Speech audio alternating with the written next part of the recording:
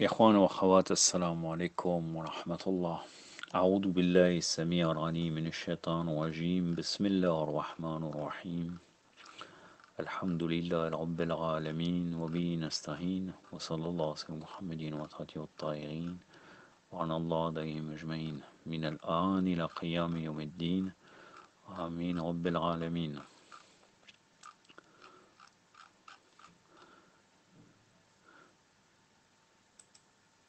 Les 14 infaillibles, 33e partie.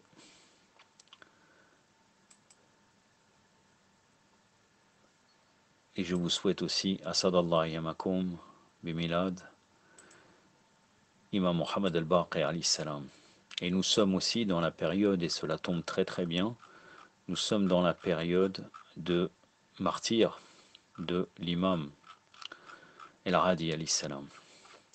Je vais un peu hésiter parce que je suis en train de regarder la longueur de la leçon, là, du discours, ça va être très long. Donc là, je me dis comment je vais partager.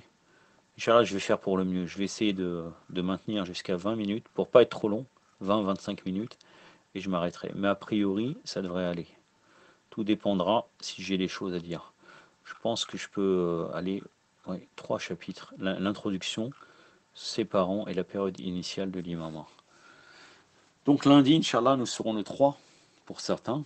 Donc le 3 Rajab. Et pour d'autres, ça sera demain. Donc la période du décès, du martyr, Istishad de l'imam al-Hadi alayhi salam. Donc je commence, j'espère que je serai agréablement surpris comme la dernière fois pour l'imam Jawad, Inch'Allah, bidnillah. Je commence. Imam Ali ibn Muhammad al-Hadi alayhi salam est né en l'an 214 après l'Hégire et est décédé en l'an 254 à l'âge de 40 ans. On peut tirer beaucoup de leçons et de principes de la vie de cet homme. C'est un homme en effet connu pour son savoir, sa bravoure, sa passion et son sacrifice hors du commun. Lorsque nous étudions Imam Ali ibn Muhammad al-Hadi alayhi salam, beaucoup de leçons sont à prendre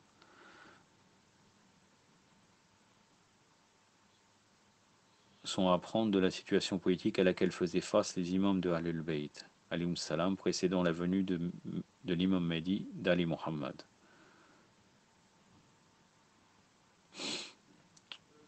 C'est une réalité, je sais à peu près où ils vont en venir. Mais on va voir comment il développe cela, si j'ai quelque chose à ajouter. Mais vous allez voir que c'est tout à fait juste. Pour les derniers imams, l'imam al-Hadi et l'imam Hassan Askari, il y a beaucoup de leçons à prendre, oui, effectivement, pour bien comprendre la situation à l'époque même de l'occultation de l'imam, de la petite occultation ou la grande occultation. Lorsque nous analysons sa biographie, nous commençons à comprendre le sens de l'expression assignation à résidence. Et pourquoi, et en arabe c'est iqama jabri, pour ceux qui cherchent le terme exact. Et pourquoi est-ce qu'il y avait tant de pression sur les derniers des 12 imams d'Ahlul Bayt alayhim salam? Malheureusement, la vie d'imam Ali al-Hadi alayhi salam n'a pas été étudiée en profondeur. Sa vie a un fondement historique, mais une portée contemporaine. Et il n'y a que quelques ans de cela, nous avons assisté aux attentats à la bombe sur son mausolée et celui de son fils, imam Hassan Askari alayhi salam. C'est très bien qu'il a rapporté ça à Arsant, parce que beaucoup de gens l'oublient. Il s'occupe plus de Quds, soi-disant Quds, alors que Majid el-Aqsa est au 4e ciel d'après les hadiths, mais bon. Pour information, il n'y a rien là-bas. Il y a la mosquée avec le dôme vert, c'est la mosquée qui a été fondée par Omar ibn Sahak, l'arnatullah alayh. Et le deuxième, avec le dôme doré, c'est Abdelmalek ibn Marwan, qui a créé cette mosquée pour faire même de l'ombre à la Mecque. Et il disait, vous pouvez aller faire le hajj là-bas, vous faites tawaf autour, parce qu'à l'époque, c'était pas les Omeyyades qui gouvernaient à la Mecque, c'était Abdullah ibn Zubair, l'arnatullah alayh. D'où les hadiths qui parlent de Majid el-Aqsa et le reste qui parle qu'il faut aller à la Jérusalem, etc. etc. Ça a beaucoup été forgé à l'époque d'Abdelmalek ibn Marwan. On aurait pu croire que beaucoup de gens se seraient mis à s'intéresser à sa vie et à sa biographie après le bombardement de ces mausolées à Samarra. Et là, ces bombardements n'ont pas eu d'autre impact sur les gens qu'au niveau émotionnel. Beaucoup étaient émotionnellement touchés par Samarra, mais pas intellectuellement. Si vous deviez demander aux gens qui ont entendu que Samarra était bombardée, s'ils étaient touchés émotionnellement, ils vous répondront que oui. Mais est-ce que ça les a touchés suffisamment pour prendre un livre et s'informer sur l'imam al-Radi alayhi salam, imam Hassan Askari alayhi salam? Pas vraiment. Beaucoup aujourd'hui encore, on savent très peu sur Imam Ali al-Radi et Imam Hassan Askari alayhi salam. Pourtant, ce que nous ne réalisons pas, c'est que le début de la pression politique sur les imams, avec la reconnaissance de la venue d'Imam al-Mahdi alayhi salam a eu lieu avec Imam al-Radi alayhi salam. Du temps des imams, il est indéniable que bon là il a appelé nos frères sunnites, moi je dirais nos faux frères, hein, les Mukhalifin, rapporté du prophète, il y aura 12 califes après moi, ils sont tous Korachites. Ça aussi, ça démontre bien qu'il y a un réel problème, encore une fois, même dans sa croyance. Il y a juste à revenir dans le Kafi et savoir qui est le croyant, et chercher même dans les commentaires de Al-Bayt, quand le croyant est employé, et qu'on dit les croyants sont des frères, qui ça concerne? Ça concerne bien évidemment les chiites. Et il y a des gens, on peut le répéter 10 000 fois, même à des chiites, c'est pas nos frères, c'est pas nos frères, c'est pas nos frères, c'est uniquement nos frères en création. Ils sont toujours en train de les appeler nos frères. Même des salafistes, ils ont nos frères. Un frère. Qu'est-ce que le frère, subhanallah? Un chien, c'est meilleur qu'eux, subhanallah. Il n'a pas reconnu le wilaya. Ce hadith indique que les califes abbassides,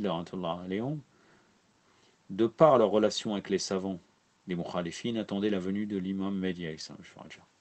Donc lorsque nous étudions la vie d'Imam al-Radi, nous nous approchons de la dernière partie de l'histoire de l'imama, où il est question de surveillance majeure des maisons des imams d'Ahlul Bayt. Analysons sa vie et voyons le son que nous pouvons tirer. Ses parents. Imam el-Radi alayhi salam est né en 214 après l'Hégire. Sa mère s'appelait Somana el-Maghrebiya. Maghreb fait référence au Maroc d'aujourd'hui. Autrement dit, sa mère était aussi une femme d'origine nord-africaine. On ne peut pas s'empêcher de remarquer qu'il n'y a pas eu de mouvement de retour vers les femmes de Médine ou les femmes de la Mecque de la part des imams alayhi salam. Beaucoup de femmes sont à présent d'origine nord-africaine. Beaucoup des femmes sont à présent d'origine nord-africaine. Là, il parle bien sûr des femmes des imams alayhi salam. Une fois encore, la raison à cela est de retirer toute forme de racisme de l'islam. Est-ce que c'était uniquement pour ça? Ça, je ne sais pas. Mais bon. Une communauté musulmane ne doit interdire à ses fils d'épouser une femme qui fait partie des Ahlul Bayt juste à cause de sa race. Ne peut pas. Ne doit pas interdire. Donc là, il revient encore. C'est encore une problématique très très moderne. On n'a qu'à juste chercher le terme racisme à l'époque. Qu'est-ce qu'il voulait dire? À l'époque même si vous revenez au 19e siècle, vous allez voir que c'est la novlangue, la manière qu'il utilise le terme racisme actuellement. Mais bon. C'est pourquoi lorsque vous lisez à propos d'Imam Ali al-Radi alayhi salam et Imam Jawad alayhi salam, vous remarquerez qu'on dit d'eux qu'ils avaient la peau un peu plus foncée que celle des Arabes normalement. Il est même connu que Imam Jawad était presque noir. Hein. Ça c'est moi qui le rajoute. Forcément, s'ils épousent des femmes d'Afrique du Nord, leurs fils n'auront pas le teint plus clair des Arabes, ils sont un peu plus foncés de peau. Il y a un réel problème dans ça parce que dans les Arabes, il y avait des noirs très très foncés. Par exemple, Bilal, son père était un Arabe. Hein. Son père était un Arabe. Et dans la péninsule arabique, il y avait des noirs. Et il est très connu qu'il était il avait la peau très très très foncée, Bilal. Redondant aller. Et pourtant, son père était arabe. Peu de gens, peut-être beaucoup de gens ne le connaissent pas. Maintenant, les gens connaissent cela parce que ça a été rouvert récemment avec ceux qui veulent nous dire que le prophète Mohammed sallallahu alayhi wa sallam était noir, une forme de racialisme. Et il y a d'autres gens qui veulent te dire que non, non, non, il n'y avait pas de noirs dans les gens vraiment honorables. Hein. Euh, donc, bien sûr, c'était mal vu, mais les noirs existaient. Et Bilal fait partie des gens qui étaient arabes. Du côté de la mer, effectivement, il était de Éthiopie. Mais il n'y avait pas que lui, hein, il y avait Zaïd ibn Hari. Je ne vais pas revenir sur ce sujet-là. Donc lui, quand il dit une peau plus foncée que celle des Arabes normalement, c'est sa conception à lui. Parce que les Arabes, il y avait des Noirs, et encore maintenant, il y a des Noirs. Sachez que cette Soumana du Maghreb, selon les récits, était une des femmes les plus pieuses d'Arabie. C'était une fervente musulmane, une femme du Coran et de la Sunna du prophète, sallallahu alayhi wa sallam. Imam Jawad alayhi salam était marié à Fadl, la fille d'El Marmoun. Fadl ne lui a pas donné d'enfant. Il a épousé Soumana qui lui a donné Imam Ali al-Radi alayhi salam. Ça va être assez long. Là, la période initiale de son imama, j'en suis à 9 minutes. Bon, ça va. Je pense que, parce que certains de ces enseignements, finalement, je vois que, je pensais que je sais pas pourquoi tout à l'heure j'ai regardé et j'ai vu que c'était beaucoup plus long. Là, je vais voir ce que je vais faire. Je vais peut-être vous lire encore 2 chapitres. La période initiale de son imama. Le commencement de la vie d'Imam al-Radi alayhi salam était encore plus difficile que celle d'Imam Jawad alayhi salam. Pourquoi? Imam Jawad alayhi salam avait 8 ans quand on mit à l'épreuve son imama. Si Imam Ali al-Radi est né en l'an 214 et Imam Jawad est décédé en l'an 220, quel âge avait Imam Ali al-Radi lorsqu'il annonçait son imama? 6 ans. Et c'est ainsi que lorsque nous en viendrons à Imam Zaman, à Issam al-Jafaraja, nous verrons qu'il n'avait que 5 ans. Les gens demandent comment se fait-il, 5 ans? Eh bien, nous venons de parler d'un imam de 6 ans avant lui, de 8 ans et de 8 ans. Vous remarquerez la tendance à présent d'imam de très jeune âge. Donc tout ça dans la sagesse d'Allah. C'était aussi pour que les gens comprennent, pour préparer quelque part l'apparition de l'imam de par sa naissance, et même le Reiba est préparé par la Hikmat Allah, puisque l'oppression qui a subi les derniers imams, on pourrait dire les 2 derniers imams, voire 3 derniers imams, obligeait qu'ils étaient surveillés continuellement et qu'il y avait un système de wakil pour préparer la petite occultation. Allahu Akbar. Et ne plus avoir de contact réel, le croyant avant c'était très facile, l'imam habitait à tel endroit, il allait le voir. Il pouvait avoir des risques, mais il pouvait lui rendre visite. Et cette pression, entre autres, à Samara, hein, qui était une forteresse militaire, fait que les imams étaient surveillés et en fait, ils étaient obligés de passer par des représentants. Donc tu voulais contacter l'imam, avoir des questions, mis à part si tu étais un très très proche, tu passais par un représentant. Comme l'événement qui se passe lors de la petite occultation. Donc tout ça, c'était aussi dans la sagesse d'Allah Azzawajal. Le calife El-Mortasim fit une annonce. Il appela son compagnon Omar. Je crois que j'ai pas fini. Imaginez-vous, lorsqu'Imam Jawad décéda, Imam al-Radi alayhi salam avait 6 ans. Le calife El-Mortasim fit une annonce. Il appela son compagnon Omar ibn Faraj et lui dit: Omar, tu sais qu'El-Jawad avait 8 ans quand il est devenu imam, tu t'en souviens? Oui, dit-il. Penses-tu que son savoir venait vraiment d'Allah? Ou penses-tu qu'il a peut-être eu des cours privés quand il était jeune, qui expliquent son savoir? Parfois Allah peut vous montrer la lumière, mais vous ne croyez toujours pas. Omar dit: ce n'est pas important, ce n'est peut-être pas de Allah, c'est peut-être d'un tuteur privé. Très bien, dit-il. Maintenant qu'El-Jawad est décédé, son fils Ali al-Radi a 6 ans. Si nous allons à Ali al-Radi à cet âge, il n'aura pas le savoir qu'Al-Jawad avait. Vous voyez comment l'esprit travaille? 6, 8, 5, ils sont tous de la lignée d'Al Bayt alayhi salam. Ce sont tous des gens qui ont été du savoir l'un de l'autre. Ils amenèrent donc un tuteur privé du nom d'Obeidullah el-Junaidi. Il maîtrisait la loi, le Coran, les hadiths, l'éthique et la grammaire arabe. Il maîtrisait tout. Il vint voir El-Mortasim et Mortasim lui dit: il me semble que... Parce que j'ai déjà entendu ça d'un Sayyed qui donne des discours à Paris. Lui il disait que Junaid le soufi.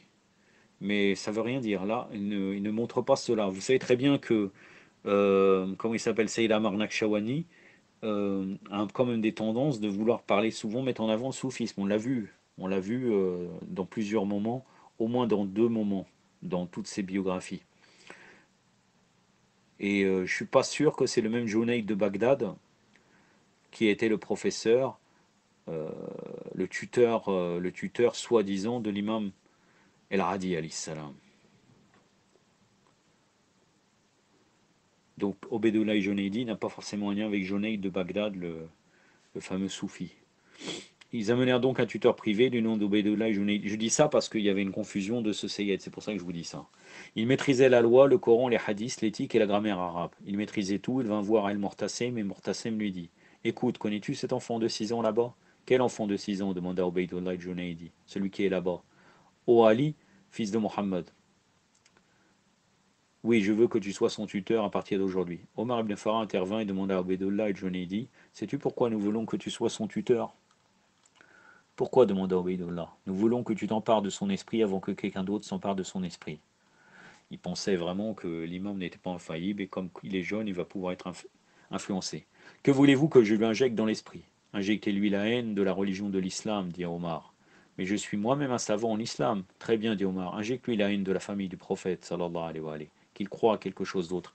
D'ailleurs, souvent, certains forts ennemis d'Ahlul Bayt al-Salam ont été influencés par leurs tuteurs et leurs professeurs.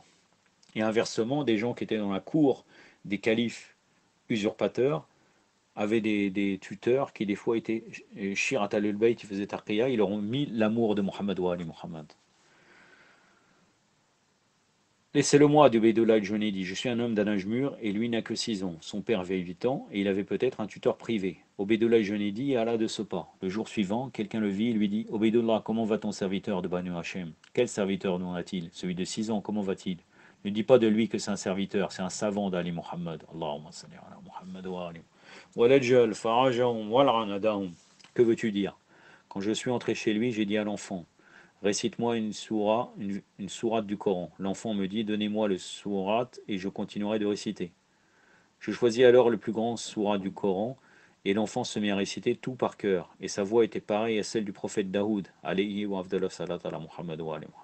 Je n'ai jamais entendu une telle voix, mais quand le Coran dit la voix de Daoud était impressionnante, je peux t'assurer que sa voix était pareille à celle de Daoud. Mais tu veux que je te dise quelque chose de plus extraordinaire qui m'a convaincu qu'ils reçoivent leur savoir d'Allah et non d'un tuteur privé? Quoi donc? Tous les versets sur lesquels je l'interrogeais, il me disait quand il a été révélé, où il a été révélé, et à propos de quoi il a été révélé.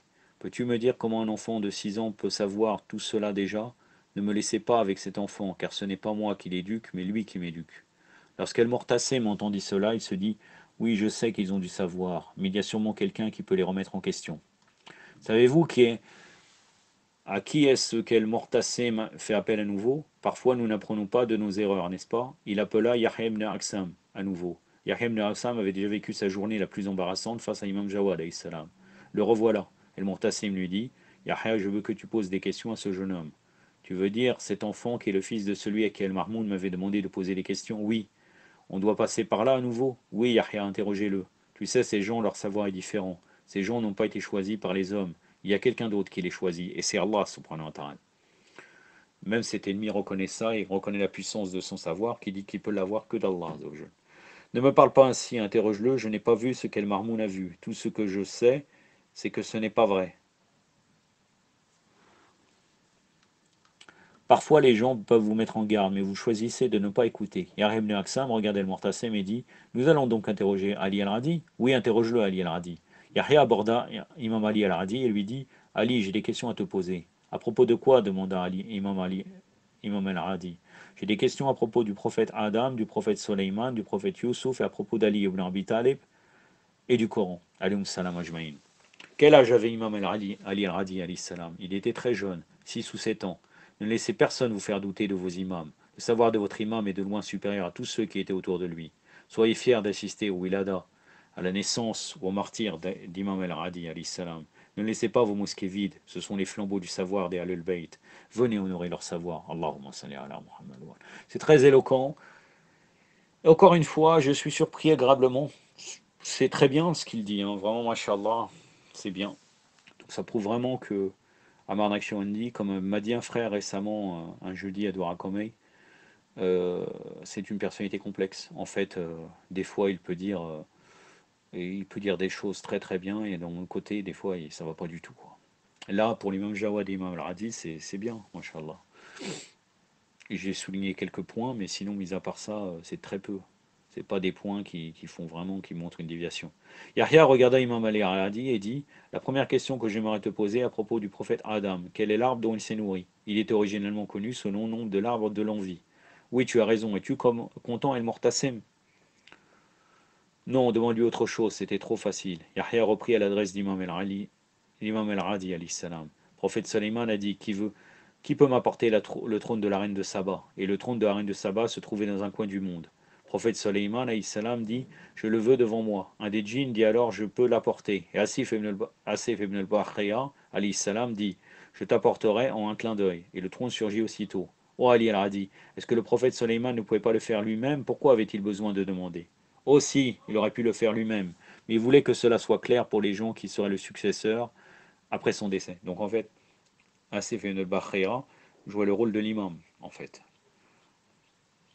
Et bien sûr, il a ramené le trône avec le tawassul des Ahlul Bayt, sans aucun doute. Car il avait une partie du nom suprême d'Allah, mais le nom suprême d'Allah, il ne peut l'avoir qu'avec les Ahlul Bayt. C'est impossible autrement.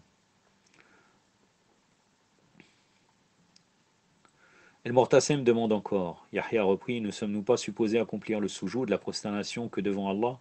Pourquoi demanda Imam el-Radi alayhi salam. Comment se fait-il que Yaqub fait le soujoud en face de Youssouf dans le Coran? Il y a deux types de prosternation dans l'islam. Il y a la prosternation à Allah et la prosternation en obéissance à Allah. Que veux-tu dire? Lorsqu'Allah demanda aux anges de se prosterner devant Adam, alayhi salam, peut-on se prosterner devant un humain? Non. Mais ce n'était pas une prosternation d'adoration, mais une prosternation d'obéissance. De même, lorsque Yaqub se prosterna devant Youssouf, ce n'était pas une prosternation d'adoration, mais une prosternation d'obéissance. Merci, laisse-moi te poser une autre question. Lorsque les gens se sont battus contre Ali ibn Abi Talib alayhi salam à Jamal, à la bataille du chameau, il les a laissés s'échapper après la bataille, mais il n'a jamais laissé échapper ceux à Siffin. Pourquoi? Imaginez ce scénario, vous avez un garçon de 6 ou 7 ans qui vous parle de quelque chose qui s'est passé pratiquement 200 ans avant. Il dit, Imam Ali alayhi salam a laissé les gens de Jamal, j'en avais déjà parlé, si vous vous rappelez bien, dans la série sur le djihad en islam, de ça, de ce hadith précisément. Imam Ali alayhi salam a laissé les gens de Jamal, la parole, hein, l'explication de l'imam, que l'imam Ali, pourquoi l'imam Ali a fait cela, je l'avais cité dans le djihad dans l'islam. Imam Ali alayhi salam a laissé les gens de Jamal s'échapper, car une fois la bataille terminée, ces gens n'envisageaient pas de se battre à nouveau. Ils rendirent les armes et le Coran dit apporte la paix entre les gens, tandis que ceux de Siffin voulaient continuer à se battre. Et peu importe le nombre de fois qu'ils en avaient l'opportunité, ils s'emparaient des armes et venaient se battre à nouveau. Lorsque Jamal, la bataille du chameau finit, ceux qui étaient à la bataille du chameau étaient toujours des croyants, tandis que ceux de Siffin étaient devenus des infidèles. Très bien dit Yahya. J'ai aussi une question à propos de la sourate 31, verset 27. El-Mortassim regarda vers Yahya et dit, s'il répond à cette question, ce sera suffisant pour moi. Je le laisserai partir. Yahya dit donc, sourate 31, verset 27, si tous les arbres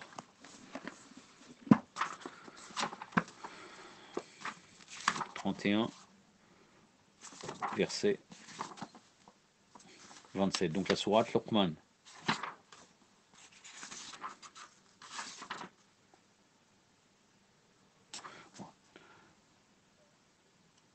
Si tous les arbres étaient des plumes et les 7 mers étaient tous de l'encre, il ne serait pas suffisant pour les paroles d'Allah. Donne-moi les noms des mers et les paroles. À la fin, c'est Allah est puissant, honoré ça. Je vais vous le lire. A'udhu billahi samir al-ghanim min ash-shaytan al-rajim. ولا هنما في الأرض من شجرة أقلام والبحر يمده من بعده سبعة أبحر منافدت كلمة الله إن الله العزيز الحكيم صدق الله والعلي العظيم. El-Mortassim regarde à nouveau et dit s'il peut répondre à ça, là, je le laisserai partir. Imam Ali al-Radi n'avait que 7 ou 8 ans. Il regarde El-Mortassim puis Yahya ibn Aksam et dit les mers sont la mer du Yémen, la mer de Tabariya, la mer de Kébrit, la mer de Baran, la mer de Barout, la mer de Lisan et la mer de Ceylan. Allahumma salli ala Muhammad. Très bien, et quelles sont les paroles d'Allah? Les mots d'Allah, ce sont nous, les Ali Muhammad. Allahumma salli ala Muhammad wa Ali Muhammad. Répondez Imam el-Radi alayhi salam. Si vous prenez tous les arbres, et si c'était des plumes, et si vous prenez les 7 mers, et si c'était de l'encre, tous ensemble ne suffirait pas à énoncer de manière exhaustive toutes les vertus de Muhammad et d'Ali Muhammad. Allahumma salli ala. Tu as répondu à ma question, tu peux partir à présent. Après cet incident, El-Mortassim dit à Imam el-Radi, très bien, tu peux enseigner à Médine. Donc la prochaine fois, Inch'Allah, je vous parlerai de certains de ces enseignements à Médine. Yaktafi bad al-qadr, wa sallallahu ala Muhammadin wa atrati wa ta'irin, wa salamu alaikum wa rahmatullah.